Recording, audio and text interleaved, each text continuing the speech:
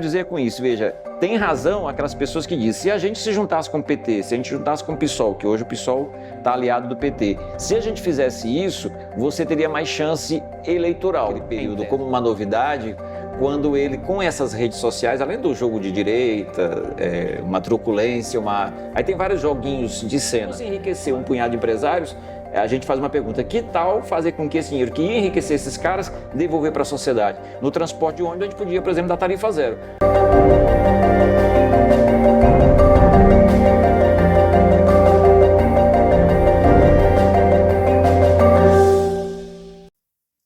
Olá, seguidores e seguidoras do canal da Prática Política, seja bem-vindo, bem-vinda à entrevista com Altino Prazeres Júnior, ele que é candidato do PSTU à Prefeitura de São Paulo nas eleições de 2024, que gentilmente me recebe aqui no comitê de campanha para essa entrevista. Altino, eu quero iniciar nossa conversa aqui no canal da Prática Política, lembrando um pouco das 2 vezes em que você esteve participando do processo eleitoral. Em 2016 você foi candidato à Prefeitura de São Paulo e em 2022 candidato ao governo de São Paulo pelo PSTU, agora pela 3ª vez concorrendo a uma eleição. Eu te pergunto se a estratégia do PSTU tem uma posição contra o bolsonarismo e também oposição à esquerda ao governo Lula, se essa posição não dificulta a compreensão da sociedade. Primeiro, obrigado pela oportunidade aqui, né, da gente poder participar, conversar um pouco. Primeiro, tem a ver com um posicionamento político. Eu vou partir de uma ideia. Hoje, nas eleições atuais, inclusive agora, tem um debate sobre, a turma fala, eu sou contra o sistema. E, em tese, o sistema, quando a turma fala, é contra os que estão aí. Então, por exemplo, o bolsonarismo, quando surgiu, ele falava que era contra o que está aí, seja lá o que for que ele queria dizer com isso. Só o que está aí, que seriam as grandes empresas, as multinacionais dominando o Brasil e tal, permaneceram e, de alguma forma, se fortaleceram como se fortaleceram com todos os governos. E mesmo os políticos tradicionais, o que está aí, ele também governou com o que está aí. O Centrão ficou com o Bolsonaro. Aliás, o Centrão ficou com o Bolsonaro, o Centrão ficou com a Dilma, o Centrão ficou com o Lula 2 vezes, o Centrão ficou com o Fernando Henrique. O Centrão, na verdade, ficou com todos os governos. Tem gente que passou praticamente por todos, os de direita, os de esquerda, tanto faz. E agora estão também com o governo Lula. O que eu estou querendo dizer a turma fala, somos contra o sistema, é porque no imaginário popular tem uma sensação de que as coisas como estão, não estão bem. Precisa mudar. Mas a pergunta é, primeiro, essas propostas querem mudar o quê? E vão mudar mesmo? Mudar exatamente qual o tema? Por exemplo, nós do PSTU nós falamos que somos contra o sistema. Mas que sistema nós estamos falando? O sistema capitalista. Por quê? Porque o país está voltado para enriquecer um punhado de empresários. Vou dar um exemplo. Em 2020, aquela ONG Oxfam deu alguns dados onde os 10 maiores bilionários do mundo tinham uma riqueza mais ou menos, na época, em 2020, equivalentes a 40% da população mundial, que é uma coisa absurda, ela estava na casa de 3 e poucos bilhões de pessoas. Os 20 mais ricos do país, aqui do Brasil, em 2020, de acordo com a Oxfam, tinham uma riqueza equivalente a 60% da população brasileira, que dava na casa de 138 milhões, se eu não estiver enganado. O que eu quero dizer, essa superconcentração de renda, onde 20 pessoas no Brasil detêm uma riqueza que é equivalente a 60% da população mais pobre e a nível mundial, isso aumenta cada vez mais. Eu vou dar um outro exemplo. Na pandemia, você podia imaginar, já que a sociedade caiu de conjunto, porque a produção diminuiu, tudo diminuiu, podia ser que os bilionários não ficassem tão ricos como antes, mas foi o inverso. Os bilionários, as grandes empresas ficaram mais ricas numa velocidade maior do que antes da pandemia, é algo inimaginável. O que eu quero dizer, nós somos contra este sistema capitalista, contra essas multinacionais, contra as grandes empresas brasileiras, contra esse sistema que cada vez enriquece um punhado de gente e empobrece a grande maioria, em particular os negros e negras que estão na camada mais de baixo da sociedade, que tem a ver com a escravidão e com o não ressarcimento por todo o sofrimento que tiveram. Atinge principalmente as mulheres que também têm os salários menores. Atinge principalmente os LGBTs, porque são aqueles que praticamente não conseguem emprego pela sua condição e pelo preconceito. E muitas vezes são invisibilizados, por exemplo, nos empregos com menor remuneração, como call center. O que eu quero dizer, contra este sistema, não tem outra candidatura que nem a nossa. Porque se tivesse, a gente poderia se juntar. Por exemplo, A direita, a ultradireita, Nunes, Marçal, Datena, esse povo não luta contra esse sistema que eu estou falando. E o PT também não luta contra, e o PSOL não lutam contra esse sistema que eu estou falando. Pelo contrário, eles se juntaram com esses grandes empresários. Não é à toa que o vice do Lula é o Alckmin, não é à toa que o Lula lá atrás, quando era presidente, o vice dele era um dos maiores empresários do país, que era José Alencar. Não é à toa que o Boulos tem como vice a Marta, que até foi do PT, foi para o Nunes, volta para o PT. Então, eles não têm como projeto enfrentar a riqueza desses bilionários, dessas grandes empresas. Então, nesse sentido, a nossa campanha é para marcar uma posição, para defender uma posição, de fato, contra o sistema capitalista. Não essa ideia genérica de contra o que está aí, mas contra o que está aí o quê? Nós estamos falando que nós queremos que a riqueza que nós produzimos volte para nós. Então, isso, nessas eleições, só nós que apresentamos. E por que só nós? Porque ao ter essa luta contra o sistema capitalista, tem um gerente desse sistema capitalista. O gerente desse sistema capitalista hoje, no passado foi Bolsonaro, hoje é o Lula. Num governo é o Tarcísio e na prefeitura o Nunes. Nós lutamos também contra os gerentes desse sistema, contra os gerentes dos diversos governos. Por isso a gente é diferente dos demais. Uma, porque estão a favor do sistema, outras porque mesmo aqueles que ainda falam genericamente contra o sistema capitalista, mas não se enfrentam de verdade contra os governantes. E nós nos enfrentamos. Nós estamos a favor da greve dos Correios, que encerrou agora há pouco, porque o governo não queria dar reajuste e não deu reajuste esse ano. Nós estamos a favor da luta dos trabalhadores do INSS, que querem mais condições de trabalho. Nós estamos a favor da mobilização dos professores universitários e professores de escolas dos IFES, né, dos institutos federais, assim como estávamos no ano passado a favor da luta dos trabalhadores da CPTM do metrô, Sul Metroviário, da Sabesp contra a privatização. Inclusive fui demitido, um dos 8 demitidos, fui readmitido na justiça em março. Então nós somos parte disso, desse processo de luta contra esse sistema capitalista. Por isso que a nossa campanha não se coaduna. Agora, claro, ao não se coadunar, a não ter financiamento dessas grandes empresas, ao não ter financiamento desses milionários, a gente se enfraquece desse ponto de vista. Então a gente tem menos deputados, menos parlamentares, porque tem um custo isso. Então a gente precisa, primeiro, ter coragem de fazer esse processo, essa luta, porque de fato nós somos contra o sistema, mas você tem que ter coragem de apresentar esse projeto. Foi isso que nós fazemos nas eleições, naquelas eleições e agora. Ótimo, exatamente esse tema do contra o sistema. A gente está vendo aí que não é de hoje que algumas candidaturas mais à direita ou à extrema-direita se colocam contra o sistema, apontando geralmente para o Poder Judiciário, Sim. Notadamente o STF. Então, geralmente, essas candidaturas se colocam contra o sistema, mas não contra o sistema capitalista, e sim contra o Poder Judiciário, denunciando o que eles chamam de arbítrio e também do que eles chamam, às vezes, de censura, inclusive. Como é que o PSTU se posiciona nessa temática de se colocar contra o sistema, mas o sistema, no caso o STF, no caso o Poder Judiciário, com essas decisões controversas? Primeiro, tem um tema bastante importante.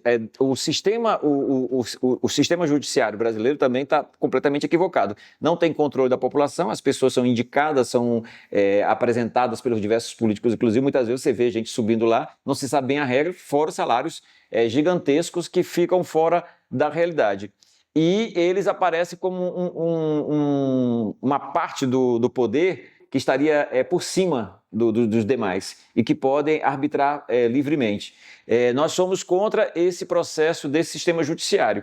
O que nós não estamos a favor é de dar facilidade para a direita, para a ultradireita, para qualquer setor que queira utilizar a luta contra o sentimento popular que muitas vezes você sabe que tem um sentimento contra o judiciário porque ele não é a favor dos trabalhadores, pegar este sentimento para poder ter privilégios e poder usar livremente. Por exemplo, a liberdade que tem a direita ou a ultradireita ou outros setores que querem para poder, por exemplo, ameaçar as poucas liberdades democráticas, nós não estamos a favor. Mas nós não estamos a favor também desse sistema judiciário. Estou falando que é uma situação delicada, porque nós somos contra o sistema de conjunto, inclusive o judiciário, mas nós não estamos a favor de que qualquer setor se aproveite disso para reprimir os próprios trabalhadores. Porque, veja, eles não querem liberdade para os trabalhadores.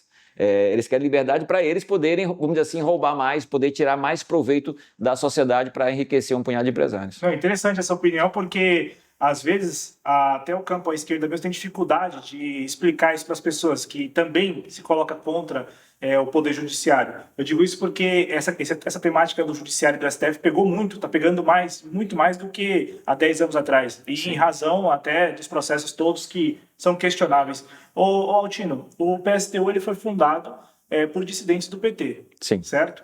E a gente está vendo aí, principalmente nas 2 últimas eleições, como outros partidos que também foram fundados nessa mesma condição de dissidentes do PT estão meio que se reaproximando do PT, né? O PSOL lidera esse movimento, mas até na campanha aqui em São Paulo, o PCB, que não foi fundado por dissidente do PT, mas é um partido muito mais à esquerda e compõe essa aliança com o Guilherme Boulos. Quando alguém te pergunta sobre a viabilidade eleitoral do PSTU, falando que se o PSTU estivesse mais próximo do PT, ele teria uma viabilidade maior, é possível isso? É possível se juntar ao PT, mantendo seus princípios, para ter alguma viabilidade eleitoral? O que vocês pensam a respeito disso? Então, eu estou numa pegada, em outros debates, que eu vou partir de uma ideia geral e vou repeti-la porque isso para fazer sentido esse debate.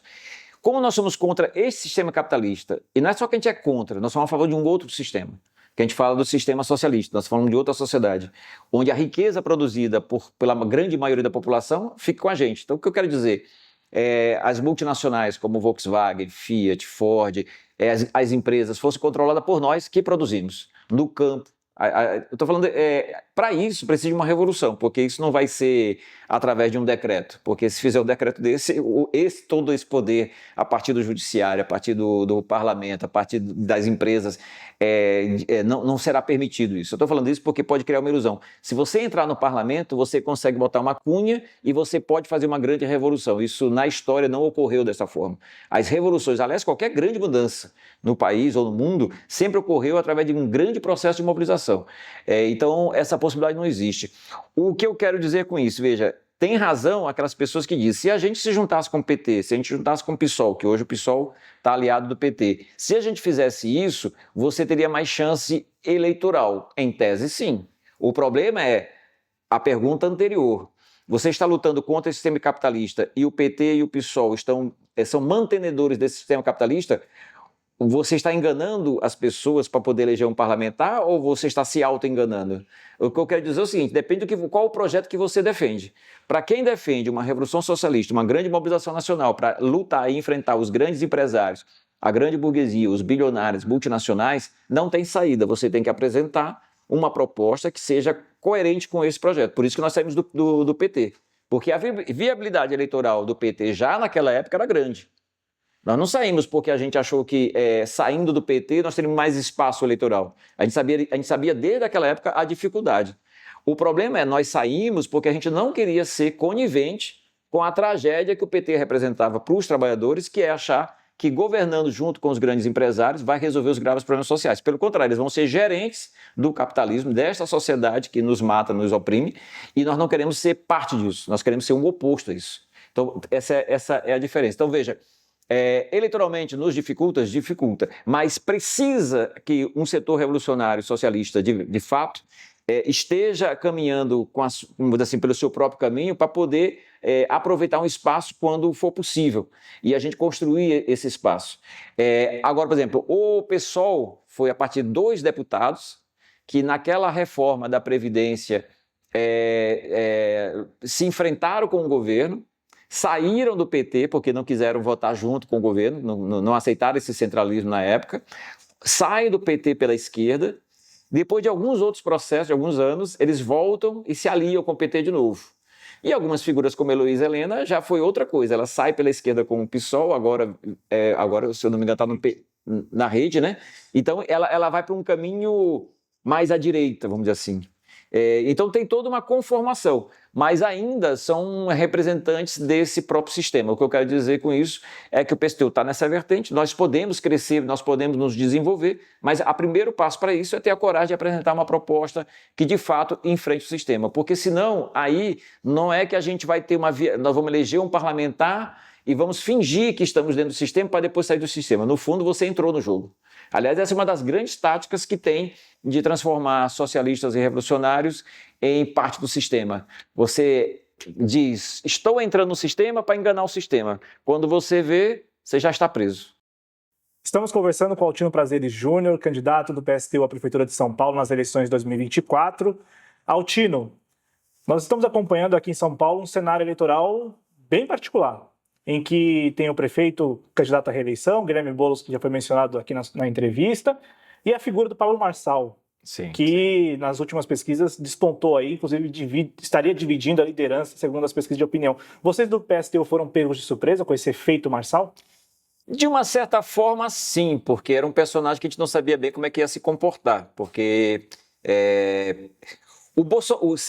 aí começou todo mundo a fazer várias análises, né? Inclusive na internet aparecem várias análises do bolsonarismo e do Marçal, porque não é exatamente a mesma coisa. Mas, por exemplo, o bolsonarismo surgiu naquele período como uma novidade, quando ele, com essas redes sociais, além do jogo de direita, uma truculência, aí tem vários joguinhos de cena, mas ele tentou criar perfis das redes sociais. Então, por exemplo, se você fosse um setor, por exemplo, religioso, fundamentalista ou próximo disso, ele fazia uma propaganda específica para aquele grupo. E como é que ele fazia isso? Através dos algoritmos, tentava identificar.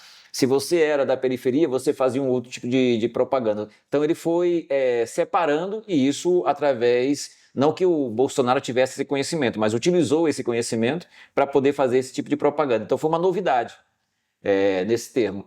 O Marçal também criou uma novidade. Ou melhor, ele copiou uma novidade, do mesmo jeito que o Bolsonaro copiou uma novidade naquela época. E aí tem vários especialistas, por exemplo, seria o pai da ideia do Marçal, é aquele rapaz americano que está preso na Romênia por estupro e outros processos lá. Que é qual? Ele agora, por exemplo, ele tem um exército de 4.000 pessoas, jovens, que ele diz que tem que fazer o corte das suas diversas aparições. Então, nas entrevistas, na rua, do jeito que for. E dependendo da quantidade de visualizações, ele paga. Inclusive, é parte da denúncia do Ministério Público, de outros setores, de que deveria ser cancelada a sua candidatura, porque, em tese, nas eleições isso não poderia ocorrer. Tá bem, mas isso é uma novidade. Então, o que acontece? Ele tem um exército de jovens fazendo campanha para ele a partir de uma remuneração, e isso é uma novidade, porque até então era um outro tipo. Então, está todo mundo querendo entender um pouco como funciona, mas não é ele inventou sozinho, ele utilizou para ganhar dinheiro e agora está utilizando para poder as eleições. E também ele fez uma mudança, ele é o cara que gosta de criar situações inusitadas, por mais estranhas que sejam. Então, parte do jogo dele é aparecer com um chapéu M, aparecer com uma carteira de trabalho, aparecer com uma coisa, sei lá, estapafúrdia, como se fosse a grande solução do sistema de transporte, o que ninguém entende exatamente o que é um teleférico, me lembra o fura-fila. Isso também tem coisas antigas, né? Sempre uma novidade que ninguém conhece direito, que não, de verdade não vai funcionar do ponto de vista de massa, mas que aparece como uma novidade. O fura-fila do Pita foi isso. Ninguém sabia bem o que era e virou aquele viaduto de um ônibus indo e um ônibus voltando, que não faz o menor sentido, mas depois que está pronto, você vai fazer o quê com aquilo? E sempre tem uma novidade diferente para poder aparecer. Então, essa é uma jogada do Marçal, que agora compete com o próprio bolsonarismo e fica uma... Então, é um jogo, mas ele teve muita inserção e muito dinheiro envolvido, certo? Porque como ele é um milionário, muito dinheiro envolvido. Ele já ficou milionário com esse negócio de coach, iludindo as pessoas, e aí as maluquices que de plantão, que aí está no grau mais hard, vamos dizer assim, de maluquice, de querer levantar por exemplo, uma deficiente, que não uma pessoa que não conseguia andar, ele achar que com a força da mente e, sei lá, força divina, ele ia levantar a pessoa e não levantou, obviamente. E ele chegou a cara de pau de um desses programas falar que tentou também ressuscitar 2 mortos. É algo inimaginável, assim, para uma pessoa que está na sua sã consciência, mas faz parte do jogo dele, entendeu? Então é um personagem bastante estranho, esdrúxulo, mas que pega no movimento de massa e faz uma campanha contra o suposto que está aí. Mas é engraçado, o suposto que está aí está dentro dele. Porque, por exemplo, ele fala, eu sou contra esses políticos. Ele fala, no meu celular eu estou com vários políticos aqui na minha mão. Então ele está no que está aí, entendeu? Mas ele quer aparecer para a sociedade como algo diferente do que está aí. Tanto é que ele tem falado já que se chegar à prefeitura vai compor aliança, que ele não quis se vender agora. Então ele vai dando esses indicativos, né, de que ele seria uma espécie de João Dória. Você consegue compará-lo com algum outro tipo de prefeito que a gente já teve? Do ponto de vista de ser liberal, pode ser algo do tipo. Um liberalismo completo, tipo MBL, né? Entrega tudo para o setor privado, vamos enriquecer os empresários. Só que ele tenta jogar essa ilusão para a periferia. Dizer, todo mundo pode ser um grande empresário, todo mundo pode ser rico, basta ter muita vontade. Mas, de uma certa forma, veja a esquerda, que a gente chama de esquerda institucional, a esquerda que agora virou dentro do sistema. Parte também dos programas do PT e do PSOL agora é um tal de empreendedorismo. O que é o empreendedorismo se não é um suposto enriquecimento da população? Só que isso não se realiza. O que a gente vê pelos dados econômicos é que os ricos estão cada vez mais ricos e essas pequenas empresas, médias empresas, cada vez mais apertadas. Então não há esse espaço. O que existe é um desemprego gigantesco e as pessoas correm atrás de qualquer coisa para sobreviver. Então, se você está desempregado, você vai vender bala, você vai vender picolé, você vai fazer qualquer coisa para sobreviver. Então, não é que é uma grande alternativa de vida. No fundo, é um desespero e as pessoas começam a sobreviver. Só que quando você faz uma campanha de que essa é uma grande saída, no fundo, você está criando uma ilusão. Então, esse é um dos grandes problemas. Ô, Altino, vendo a candidatura do Pablo Marçal crescer nas pesquisas, você acredita que deveria haver algum tipo de unidade eleitoral, no caso aqui em São Paulo, para evitar que ele chegue à Prefeitura de São Paulo? Aí eu vou sempre me referindo ao anterior. Tudo depende do que você pensa da sociedade. Se a sua única luta for contra a direita, a extrema-direita, se for seu único papel aqui nesse processo eleitoral, você poderia fazer isso, certo? Que aí você se juntaria com o PT, com o PSOL e tentaria fazer com que o PT e o PSOL ganhassem as eleições no primeiro turno. Agora, se o seu projeto é lutar contra o sistema capitalista e nas eleições você quer demonstrar e mostrar e ter, pelo menos, mesmo que seja minoritário, um setor da classe trabalhadora e diga, e mesmo dizer o seguinte, olha, a grande saída para a sociedade é você parar de enriquecer esses caras, tirar a riqueza que nós produzimos e que fica com eles de diversas formas, aí é outra história. Vou dar o exemplo do transporte. Por exemplo, nós somos contra a privatização do metrô, CPTM e Sabesp, no caso do saneamento básico. Não é só porque somos contra ideologicamente, é porque ao invés de você enriquecer um punhado de empresários, a gente faz uma pergunta, que tal fazer com que esse dinheiro que ia enriquecer esses caras, devolver para a sociedade? No transporte de ônibus a gente podia, por exemplo, dar tarifa zero. Qual é a vantagem? A prefeitura já subsidia essas empresas privadas, e muito. Se você parar de enriquecer esses caras, já sobra dinheiro aí. Então, de uma certa forma, a população já paga através dos impostos, só que ela paga de novo através de uma tarifa alta. Você pode dar tarifa zero e um pouco mais de investimento. E você também pode taxar, obviamente, as grandes fortunas, as grandes empresas que cada vez estão mais enriquecendo cada vez mais. Eu estou falando, é uma outra lógica. Então, nas eleições, nós queremos apresentar uma outra lógica de sociedade. E, neste caso, como a gente não tem acordo com aqueles que querem manter o sistema, por mais que tenham diferenças entre eles, mas que querem manter o sistema, nós não temos como nos omitir desse processo. Nós queremos apresentar essa alternativa. Bom, o segundo turno é outro debate, então vamos fazer uma avaliação interna. Ô, Altino, você falou do sistema de transporte e está pegando muito no debate aqui em São Paulo, nesta eleição, as relações que estão sendo comprovadas de empresas de ônibus com o crime organizado. Não só empresas de ônibus, também há notícias aí que vinculariam tanto o prefeito Ricardo Nunes, como também o próprio candidato Pablo Marçal ao crime organizado aqui em São Paulo. Esse tipo de informação, que por muito tempo foi tido como suspeita, ou foi visto como, olha, isso aí faz parte do senso comum, parece que agora tem elementos que comprovam mesmo essas relações. O que particularmente o PSTU poderia fazer, chegando à Prefeitura de São Paulo, para impedir, digamos assim, a consolidação desse processo de entrada do crime organizado na gestão pública? Primeiro, no caso do sistema de transportes, isso me parece bastante óbvio. A melhor medida para você combater, por exemplo, o mundo do crime dentro do sistema de transporte de São Paulo, através dos ônibus e das vans, das perus, era você, por exemplo, estatizar o sistema de transporte. Porque aí você cortaria não só para o crime organizado, mas também as próprias empresas privadas que, em tese, algumas delas poderiam não estar ligadas ao mundo do crime, mas que muitas delas estão pela denúncia do Ministério Público e também porque, vamos dizer assim, é o que corre dentro do sistema de transporte. As duas empresas que foram, que o Ministério Público fez a denúncia, que é a Transwolf e a Upbus, é apenas parte é tipo a ponta do iceberg, o negócio é maior.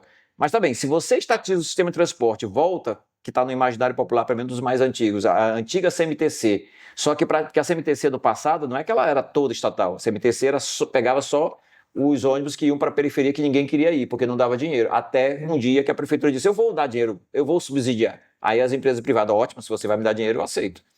Então o que acontece? Só o fato de você fazer isso, você para de dar dinheiro para esses grandes empresários e junto com isso, todo mundo do crime que está envolvido lá. Então essa é uma grande vantagem. Mas digo para você, não tem só no sistema de transporte não, tem na saúde e tem na educação. E praticamente todos os elementos da prefeitura. O mundo do crime tem várias formas de ganhar dinheiro. Uma delas se infiltram dentro do sistema capitalista, viram empresários legais ou semi-legais e a partir daí conseguem lavar o seu dinheiro.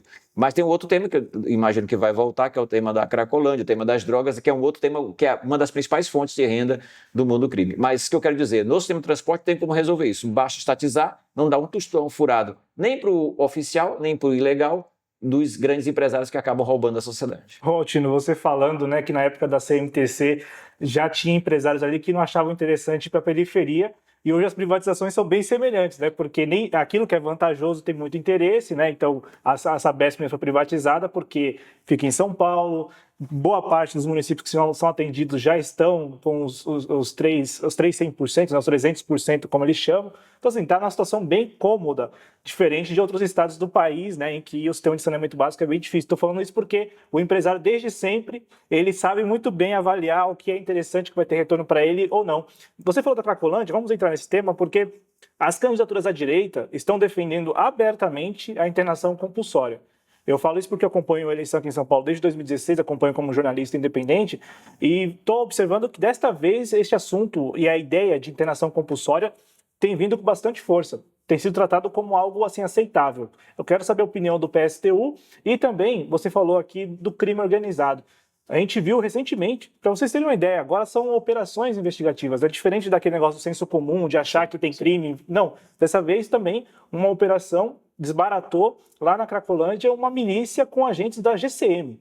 E isso é algo que transcende a ideia de que não é só senso comum. A gente está falando agora de elementos. Esses dois temas, o tema da internação compulsória, como que o PSTU vê esta possibilidade, e em relação à própria GCM, o papel da GCM numa eventual gestão do PSTU. Tá, vamos por parte aqui. Primeiro, do tema da Cracolândia, que eu vou entrar com o tema da internação compulsória.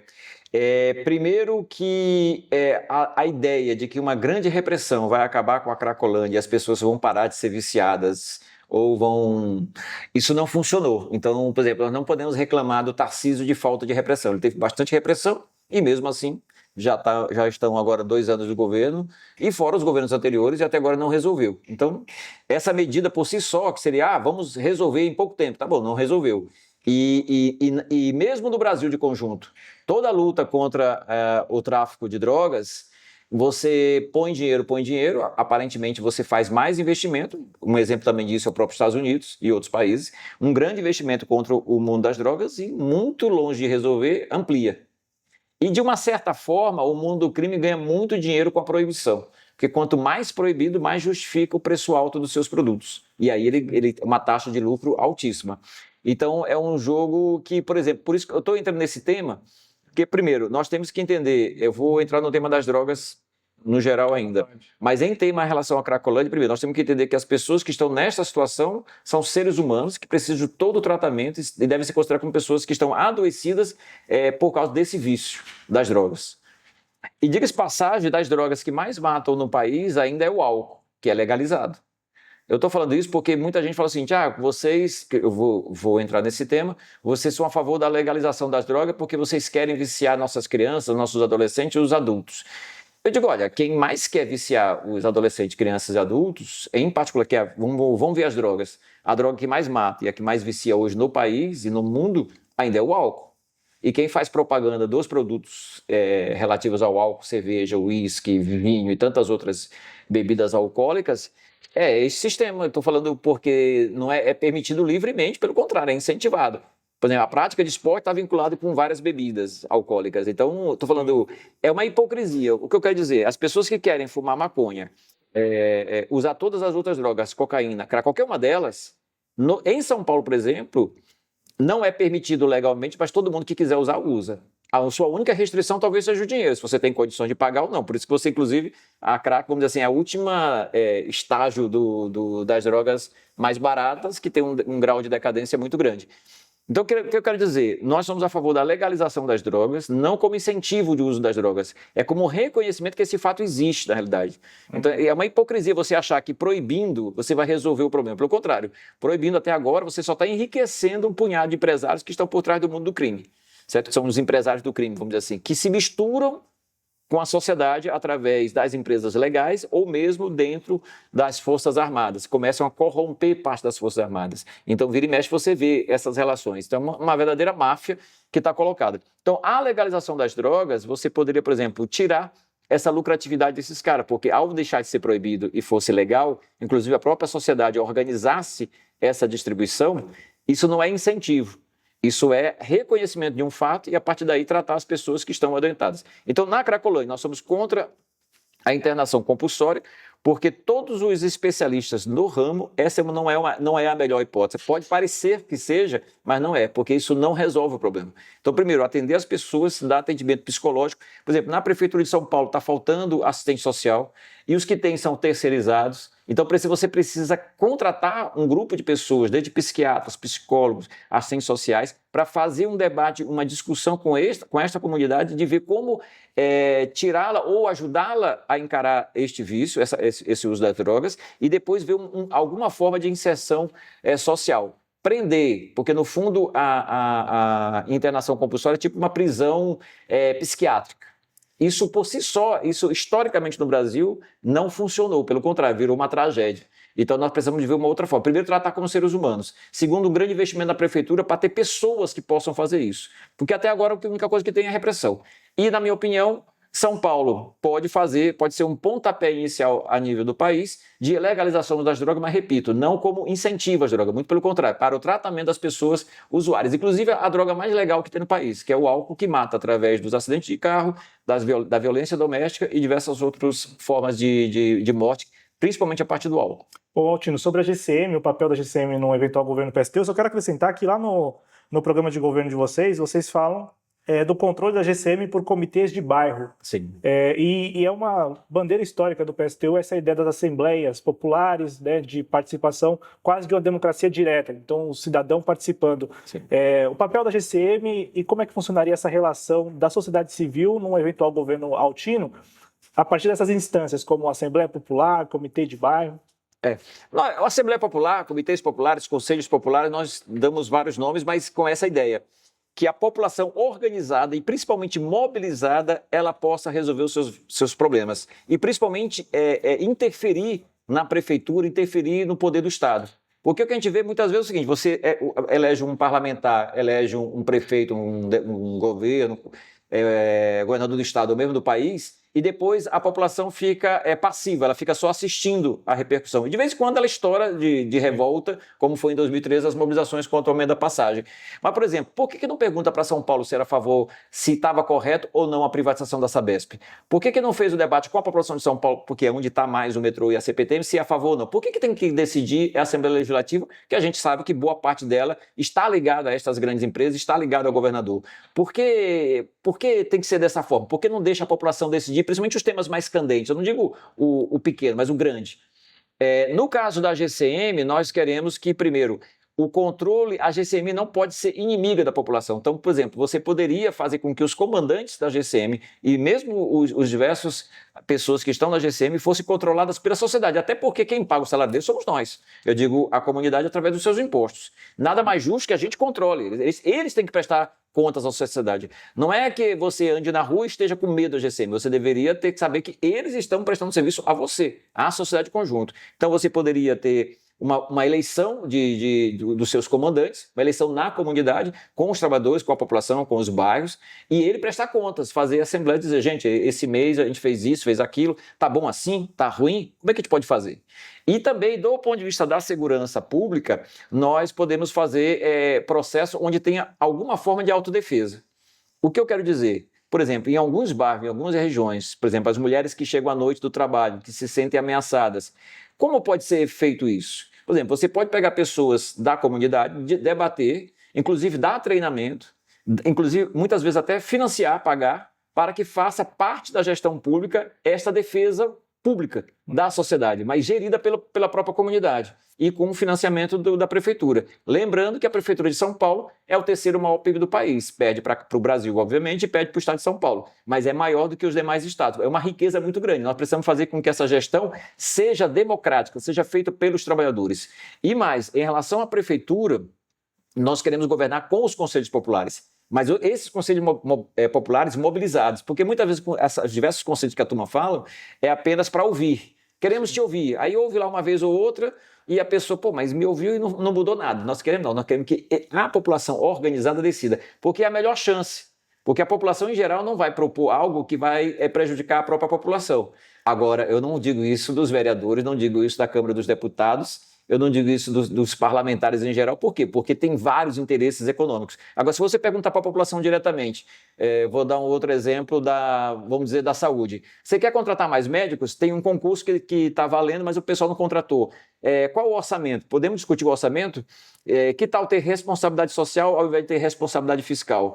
É possível? É legal contratar? Então vamos contratar. Pergunta para a população de conjunto, se tivesse esses conselhos populares mobilizados e organizados. Onde nós vamos botar os hospitais? Vamos debater com os médicos, a comunidade, qual seria a melhor estratégia disso? Ao invés de vou dar um exemplo não muito simpático, mas cada maluco de plantão decidir sozinho o que fazer e depois fazem elefantes brancos que não servem exatamente para a comunidade. Essa estrutura dos conselhos populares, só para tirar duas dúvidas aqui, essa estrutura dos conselhos populares iria substituir as prefeituras regionais, por exemplo, as subprefeituras, ou poderia utilizar essa estrutura que já existe, quase descentralizada aqui na cidade de São Paulo, em relação à autodefesa, porque você falou das mulheres e até eu vi isso lá no seu programa de governo, que você fala, né, sobre essa questão da autodefesa. Aqui, ó, o reconhecimento do direito de autodefesa da classe trabalhadora. Isso seria o quê? Um treinamento militar mesmo para as pessoas? Poderia ser debatido com os conselhos, por exemplo, isso pode parecer uma coisa muito estranha, mas isso já existe na sociedade, de alguma forma. Pensa, no bairro onde eu moro, quando está à noite, quando a gente chega tarde da noite, muitas mulheres saem. E muitas delas aceleram o passo, dependendo do metrô, do ônibus, porque elas já vão encontrar seus familiares, seus amigos, que já pegam um carro rápido, saem. Tem uma pequena organização de se defender, porque sabe do risco. Por que a gente não pode fazer isso de forma organizada? Tipo, a prefeitura faz uma assembleia, por exemplo, num bairro, numa região, gente, aqui aconteceu alguns casos de estupro e roubo de celular. Aqui aconteceu alguns casos de agressão. Vamos conversar com a comunidade e vamos discutir o que a gente pode fazer. Aí a pessoa pode falar o seguinte, olha, a gente precisa de mais iluminação aqui e a gente precisa de pessoas, pelo menos em determinados horários, que estejam aqui com alguns equipamentos, com alguns veículos que possam ajudar. Reparou que em alguns bairros tem motos que a turma faz uma pequena contribuição, faz uma pequena ronda e dá aquele apitinho? É uma pequena forma de algumas pessoas se defenderem. Muitas vezes gente, inclusive, ligada a milícias que têm ligações com militares, muitas vezes ligada aos comerciantes, mas o que eu quero dizer é o seguinte, a população se acercar disso. E você pode resolver parte dos problemas, não resolve todos, porque nós temos que lembrar também que o problema da violência também está vinculado com o mundo das drogas, obviamente, mas também com o tema da pobreza extrema, que isso permite, possibilita, aumenta a chance de ter pessoas vinculadas ao mundo do crime, porque não tem grandes alternativas e começa a buscar qualquer saída. Então tem esses... Haveria armas nisso aí, não? Pode ter armas, pode ter organização. Eu digo isso porque é o seguinte, você pode, por exemplo, ter rondas, mas que a população tenha o controle dessas rondas. Pessoas podem até ser pagas por isso, pode, por exemplo, exigir que a GCM esteja em alguns pontos, mas talvez não tenha essa quantidade. Mas uma organização que as pessoas sintam. Isso aqui eu me sinto, se não completamente satisfeita, mas eu começo a me organizar para poder defender a comunidade. Não é defender os empresários, não é defender os grandes comerciantes, é defender a comunidade que muitas vezes se sente ameaçada. Isso pode ser feito. E a prefeitura daria ajuda nesse processo, daria uma estrutura nesse processo, treinamento nesse processo. Estamos conversando com o Altino Prazeres Júnior, candidato do PST à Prefeitura de São Paulo nas eleições de 2024. Altino, você falou um pouco aqui das privatizações que estão ocorrendo em nível estadual. Eu tenho dito e conversado com o nosso público lá do canal que tem gente com saudades tucanos aqui em São Paulo, porque a velocidade e a agressividade da agenda de privatizações do Tarcísio é incomparável. Em menos de 2 anos, a Sabesp já se foi. Ele manteve as concessões das linhas 8 e 9 para a CCR e a Via Mobilidade, entregou a linha 7 Rubi no projeto de trem intercidades e tem a intenção de conceder linhas importantes para a Zona Leste da CPTM, linha 11 e 12, e também a 13 Jade, que vai para o aeroporto, até o final deste ano. E tem quem enxerga aí uma movimentação para evitar exatamente a posse do novo prefeito ou algum tipo de influência da prefeitura no ano que vem, né, imaginando que a prefeitura mude de comando. Eu quero entender de você e do PSTU como que seria possível reverter esse quadro de privatizações em nível estadual, e trazendo aqui para o cenário municipal, em que o serviço funerário tem sido também discutido, porque foi concedido e a qualidade continua muito ruim, ou pior, e os parques municipais foram concedidos. No caso do Parque Ibirapuera, foi concedido e na época se falou que a concessão iria regularizar a questão da marquise do Ibirapuera. Quem vai hoje no Ibirapuera continua sem acessar a marquise, porque a marquise continua do mesmo jeito, só que pagando mais caro nos serviços que estão lá dentro do parque. Eu quero que você fale um pouco dessas privatizações, tanto em nível estadual como em nível municipal. Primeiro que a gente precisa entender uma lógica que nos debates que eu participo é bem interessante. Na minha opinião, não é só uma piora de qualidade. Isso, e eu vou explicar o porquê. Tem um outro elemento para mim que é o que o gestor desse processo, que é a maior perversidade das privatizações. É você enriquecer um punhado de gente, um punhado de empresários, em detrimento da população. Então, vou dar exemplo. Nos ônibus de São Paulo, hoje, que agora tudo é privado, então as pessoas parecem muitas vezes até que parece que não pode ser diferente. Mas, primeiro, lembrando do passado, tinha uma CMTC, que era estatal, atingia a periferia. E por que era uma estatal que atingia a periferia e os empresários privados não queriam? Porque a lógica não era dar dinheiro. A lógica não se dar dinheiro, você atendia bem a população. Por isso que esses ônibus iam para a periferia. Eles entraram no ramo de ir para a periferia quando a prefeitura resolveu subsidiar essas empresas. Portanto, eles começaram a ganhar dinheiro. Aqui que está o nó do problema. As empresas privadas, ao querer ganhar dinheiro, qual é a lógica de qualquer empresário que se preze? Eu quero ganhar dinheiro, eu vou contratar o mínimo de funcionários possível. Eu vou contratar o menor salário possível. Portanto, se eu vou contratar o menor salário possível, eu vou contratar pessoas talvez com menos capacidade, porque as pessoas com mais capacidade vão procurar empregos um pouco melhor. Portanto, o serviço vai piorar, porque vai ter menos gente com menos qualidade, não por culpa do funcionário, mas porque os mais qualificados vão estar em outros empregos porque vão ter um pouco mais de renda. E também eu vou aumentar o preço para a prefeitura e para o Estado, porque parte dessas concessões não é só que eles ganham dinheiro através da tarifa, eles ganham dinheiro da tarifa e subsídios do Estado. E quem é o Estado, tanto do município, do Estado aqui de São Paulo ou nacionalmente? São os impostos. Portanto, no final das contas, você tirar dos trabalhadores que pagam proporcionalmente muito mais impostos do que os grandes empresários, certo? O que eu quero dizer com isso? Você está transferindo dinheiro público para enriquecer um punhado de empresários. E você poderia fazer com que este dinheiro voltasse para a população. Vou dar um exemplo também do ônibus. Você poderia, se você estatizasse o sistema de transporte, ao não dar dinheiro para eles e mantendo o subsídio talvez um pouquinho mais ou não, você poderia, por exemplo, dar tarifa zero. Se você perguntar para a população, posso dar tarifa zero para vocês acham uma boa, mas eu preciso parar de enriquecer os empresários? Se perguntasse para a população, fizesse um plebiscito, imagino que as pessoas digam, eu acho que é melhor para a gente, porque eu já pago mesmo, porque não é de graça fazer isso. E se fosse necessário, inclusive, taxar as grandes fortunas. Isso também seria uma medida, já que esses caras estão cada vez enriquecendo mais. Então, são medidas que isso não mudaria o conjunto da sociedade, mas você poderia, por exemplo, fazer medidas possíveis. Na saúde e na educação, a mesma coisa. O que eu quero falar? A linha 8 e 9 da ferrovia estão piores porque eles estão contratando menos gente, botando menos funcionários, inclusive funcionários que não têm experiência no sistema, então a chance de dar errado é maior. E detalhe, essas empresas, depois que estão dentro do sistema, elas começam a exigir do governo do Estado mais dinheiro. Olha, para eu resolver os problemas que eu disse que ia fazer e não cumprir, eu quero que vocês me deem mais dinheiro. Portanto, você está tirando mais dinheiro. Porque o metrô e a CPTM, que é estatal ainda hoje, eles não têm mais praticamente o dinheiro que está vindo para o metrô e a CPTM está cada vez menor. Tanto das receitas como o dinheiro diretamente do Estado. Agora, aumentou muito o dinheiro, tanto das receitas como do dinheiro do Estado, que financiou a linha 4, que está privada, a linha 5, que foi privatizada, a linha 8 e 9. E tanto é que essas empresas não querem pegar o pacote com ajuda, eles querem por linha, porque cada contrato é uma maneira de ganhar dinheiro. Vou dar uma última denúncia que muita gente sabe, outros talvez não saibam.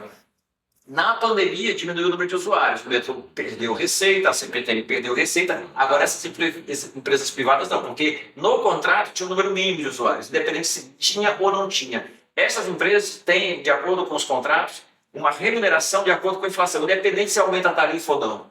Portanto, você vai tirando cada vez mais dinheiro desses empresários. E depois os empresários, repito, não cumprem. E eles pedem mais dinheiro para o Estado. Ou chega no ridículo agora mais recente, que as empresas não cumpriram, foram multadas, e a multa diz o seguinte, não, a multa vai para você, ao invés de pagar para o Estado, porque você não cumpriu aquilo que estava previsto no contrato, você pega esse dinheiro e investe na própria empresa. Aí é fácil.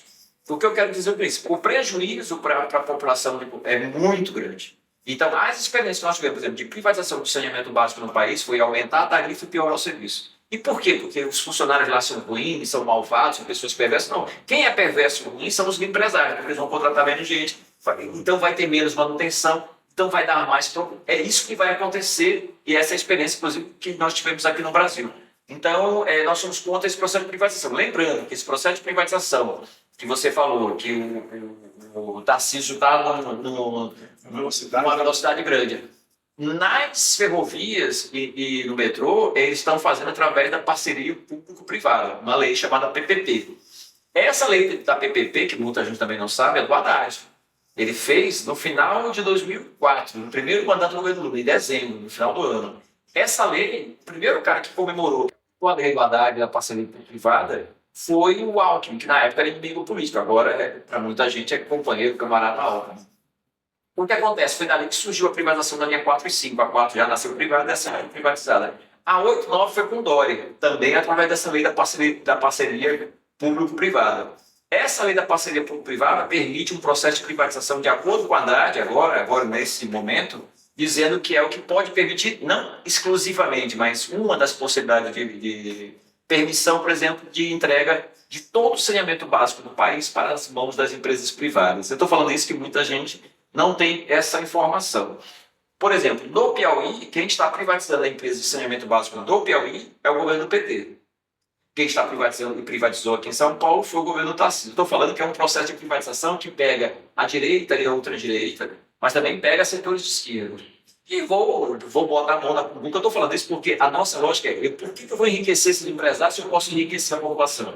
Vou dar um exemplo da Petrobras. A Petrobras, no imaginário popular, para muita gente, é uma empresa estatal. E aí fica uma pergunta, se é uma empresa estatal, pensa no povo, por que eu não barateio, por exemplo, por diesel, para poder os caminhões que trazem os produtos, poderem a gente ter uma comida mais barata? Por que eu não posso baratear a gasolina? Por que eu não posso baratear o gás de cozinha, já que é uma empresa do povo? Só que um detalhe, não é do povo. O controle acionário, 50% mais um, é do governo federal. Porém, as ações que recebem o dinheiro, que está no mercado, a maioria já estão na mão do setor privado, em particular setores estrangeiros. E para zelar pelo lucro, porque faz parte do contrato deles, você tem que zelar pela lucratividade desses investidores. Portanto, você não pode baratear. Tanto é que chegamos no ridículo de que quando sobe o preço de petróleo, por exemplo, no exterior, aqui também sobe. Só que o trabalhador não ganha. Portanto, se o trabalhador não ganha em dólar e o preço do petróleo sobe em dólar, e o cara não ganha esse dinheiro. Então, para onde vem esse aumento? Para o investidor. Então, no fundo, nós estamos tirando do pobre para dar para o rico. Nós estamos no famoso Robin Hood ao contrário. Você tira da população do Brasil e dá para esses grandes empresários. Tanto é que os engenheiros da Petrobras fizeram um estudo que disse que, por exemplo, o gás de cozinha podia chegar a 1/3 do valor. Hoje está a 100, 100 e pouco, podia chegar, sei lá, uns 30 e poucos reais. Com lucro para a Petrobras. Mas não esse lucro exorbitante. Só por que o governo não faz isso? Nem o governo do PT faz isso. Barateia. Por quê? Porque tem que zelar pelo mercado que está dono. Eu estou falando, nós precisamos reestatizar completamente a Petrobras. O famoso petróleo é nosso, tinha que ser nosso, o gás é nosso, deveria, porque aí você pode ajudar a população. Também nós temos um problema das estatais. Precisa que o controle das estatais fique na mão dos trabalhadores e da população. Porque muitas vezes, como o metrô, como o CPTM, você vê a cabeça privada, a empresa estatal, mas a cabeça privada. Por exemplo, o último presidente não esse agora que entrou, mas o anterior, da CPTM, ele jurava de pé junto que agora todo mundo agora é influencer, youtuber, esse negócio todo, né? Ele falava que ele era um CPTM raiz. Ele saiu e foi para a mão do setor privado que está privatizando a CPTM. Uma que estava na Sabesp era da empresa equatorial que comprou a Sabesp. Não poderia. Aí ela supostamente parou de ganhar 1 milhão nessa empresa equatorial para ganhar os seus 100 mil lá na Sabesp. E logo na sequência a Sabesp é vendida para a Equatorial e ela volta para a Equatorial. Fundo era um jogo de interesse, um faz de conta.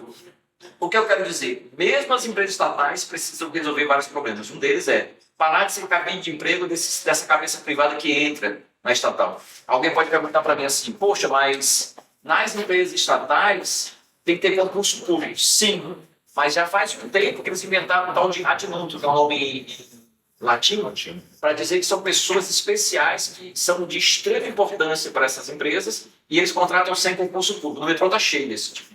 Só com salários altíssimos. Por que tem esses caras se não pode pela Constituição ter? Então, nós precisamos resolver o que isso atrás. Uma das soluções é que tenham controle dos trabalhadores, os dirigentes sejam eleitos pelos trabalhadores e a comunidade, a sociedade também, se acerte dessas empresas para que não tenha nenhum tipo de desvio. Então, estou falando que estatal por si só não é exatamente a solução de todos os problemas, mas é importante de parar de dar dinheiro para essas empresas. Agora, as estatais têm um monte de problema para ser resolvido. Bom, Tino, no seu programa de governo você fala sobre o IPTU. Você, inclusive, cita lá a possibilidade de isenção do IPTU de imóveis de até R$300 mil. E isso, eu quero entender como é que vocês chegaram nesse número, porque eu achei bem específico isso, né, imóveis de R$300 mil, e se isso seria plausível diante desse contexto que a gente tem falado aqui na entrevista, de uma prefeitura que teria recursos para adotar medidas como essa. Primeiro que São Paulo no país, são 42 cidades, posso pegar um número para mas eu acho que são 42 exatamente, cidades do país cujos recursos municipais são maiores do que os recursos que vêm da nação e do Estado, porque tem outros recursos que vêm da nação e do Estado que vêm para os diversos municípios. São Paulo, pelo poder que tem, por ser o terceiro maior PIB do país, só perde, repito, para o Brasil e para o Estado, ele tem uma capacidade econômica gigantesca. O problema é para onde vai esse dinheiro. Segundo, nós precisamos, pensando na responsabilidade social, nós somos a favor de ter uma lei de responsabilidade social, não uma lei de responsabilidade fiscal, cujo único interessado são as grandes empresas e os banqueiros que cada vez ganham mais dinheiro. E só para falar mal dos banqueiros, porque eu não podia deixar de falar, o ano passado, por exemplo, de acordo com os bancários e vários movimentos bancários, os principais bancos do país, por exemplo, aumentaram sua riqueza em 12 e poucos por cento, além da inflação. Só que para os trabalhadores ele não quer dar nem a inflação. Eu estou falando que se tem alguém que todo mundo reconhece no país que rouba a gente, são os bancos. Taxa disso, taxa daquilo, juros altíssimos, tal. Inclusive, o Banco do Brasil e a Caixa Econômica podia ser um exemplo, né? Poxa, eu vou baixar o juro e vou forçar o mercado todo mundo a baixar o juro. Não, pelo contrário, também estão junto com os caras ganhando um monte de dinheiro. Para depois dar para esses grandes banqueiros. Tá, o que eu quero dizer? De acordo com o Instituto Latino-Americano, de Estudo Socioeconômico, ILAESA, que nos ajudou para poder ter esses dados econômicos, nós chegamos nessas condições de que é possível fazer isso aqui em São Paulo, agora desde que você tenha a responsabilidade social. E por que nós estamos falando nesse valor? Poderia ter sido um valor mais para cá ou mais para lá. Porque são pessoas que têm poucas condições e o IPTU, desse ponto de vista, é muito pesado para este setor. Tanto é que, por exemplo, vou dar um exemplo lá no Capão Redondo. Quando não tinha o metrô, muitos eram isentos de IPTU, porque era considerado de região mais pobre, então a turma não pagava IPTU porque não tinha condição. Entrou o metrô, todo mundo comemorou, só que a turma esqueceu um detalhe, começou a pagar IPTU. Então muita gente começou a migrar de novo para longe, porque não conseguia pagar o danado IPTU. Vai afastando as pessoas, Bom, Tino, no seu programa de governo tem uma proposta bastante interessante que é a redução dos dias de trabalho dos servidores municipais de 5 dias para 4 dias. Ao mesmo tempo, tem serviços municipais que não funcionam aos sábados. E a gente sabe que as pessoas, os trabalhadores, eles têm jornadas de segunda a sexta, geralmente, às vezes até de sábado. Como é que seria possível implementar uma medida como essa sem comprometer serviços básicos para a população? Tem uma coisa interessante que a gente fala, porque eu falei dos bancos, de servir de exemplo. Então, por exemplo, nós estamos junto com um movimento que surgiu no país, surgiu em São Paulo em particular, que é VAT, Vida Além do Trabalho. Nos restaurantes, no comércio em geral, as pessoas trabalham 6 dias, folga 1. E se você levar em consideração que as pessoas trabalham mais de 8 horas, e inclusive parte dos empresários inclusive, disse que isso é uma vantagem, porque o cara está ganhando hora extra, pagando o salário que quiser. Então, às vezes você vê um cara no restaurante trabalhando, se perguntar para a maioria dos garçons, das garçonetes, trabalham 10, 12 horas por dia. A legislação fala em 8, trabalham 10, 12 horas, 6 horas por 6 dias folga 1. E muitas vezes, se considerar o transporte, praticamente a pessoa, por isso que ter vida, porque na verdade a pessoa praticamente não tem vida. É só para trabalhar e o resto do tempo é esgotado e além dos afazeres que você tem em cada um, principalmente os mais pobres, né? Porque o cara rico, ele praticamente não faz nada em casa, né? Tem trabalhadores para fazer todo o serviço dele. O trabalhador não, tem que lavar a roupa, tem que estender a roupa, tem que lavar o prato, tem que fazer tudo. Cuidar das crianças, principalmente as mulheres. Tá bem. Porque eu falo o seguinte, tem que dar exemplo. Se nós somos a favor da redução da jornada de trabalho, porque é necessário, até para poder gerar mais emprego, a prefeitura não pode ser o contra-exemplo, você tem que ser o exemplo. Como eu falei dos bancos, que deveria ser o exemplo, já que a turma fala de juros altos, por que o Banco do Brasil Econômica não é exemplo de fazer juros baixíssimos e taxas baixíssimas? Vai diminuir a lucratividade. Tá, não é essa a lógica? A gente não quer parar de enriquecer esses bancos. Então, pois bem, na prefeitura é a mesma coisa. Aí alguém pode perguntar, tá, se você vai reduzir a jornada, as pessoas vão trabalhar menos, como é que você faz com um serviço que cada vez pede mais? Você precisa contratar mais funcionários. E tem condições para isso daí, desde que a sua lógica seja a responsabilidade social. Então você pode fazer mais concursos públicos e tal. Vou dar outro exemplo também que muita gente na comunidade pergunta e também nos debates também aparece. Nós queremos que as escolas abram sábado e domingo para a comunidade. Tá bem. Como é que você vai fazer isso? Se os funcionários já estão esgotados trabalhando de segunda a sexta, certo? Nas escolas. Muitos deles, inclusive, fazem algum serviço sábado também, mas em geral segunda a sexta. Já tem 45 alunos por sala de aula, a gente quer reduzir o número de alunos por sala de aula para 25. Você só tem uma condição de fazer isso, é contratando mais funcionários. Se você quer que abra sábado e domingo para a comunidade, você tem que lembrar, primeiro, se a escola está em condições de abrir. Porque, por exemplo, vou dar exemplo de algumas escolas. Algumas escolas, a quadra, que é um dos lugares que a comunidade gostaria de usar para jogar futebol, vôlei, diversas coisas, não está adequada nem para o cotidiano dos alunos, porque tem cocô de pombo, porque a quadra não está com a rede sem condições, tem ferrugem, está furada, muitas vezes não tem cobertura, chove ou é calor demais. Então, primeiro você tem que fazer 2 perguntas antes. Tem condições de atender a população? Está adequada? Porque já não está adequado direito para os alunos. Vai ter adequado para o final de semana? Depois, tem funcionário? Porque não é assim abrir e venha quem quiser. Não, tem que ter uma organização para isso. Então, o que eu quero dizer? Qualquer uma dessas políticas precisa de mais contratação. É possível fazer? É possível fazer. Então, a Prefeitura de São Paulo poderia fazer uma gestão de que tivesse mais condições. Agora, para isso, você precisa parar de fazer com que a Prefeitura enriqueça um punhado de empresários. Parando isso, você tem condição de fazer coisas maravilhosas, uma delas é a redução da jornada e contratação de mais pessoas. Interessante, essa proposta é interessante. Para a gente encerrar, agradecendo de novo ao Altino Prazeres pela gentileza de me receber aqui no comitê de campanha. Eu vou ler aqui aspas do seu programa de governo para deixar o espaço aberto para você comentar. Todos os maiores bancos privados do país têm sede na capital paulista.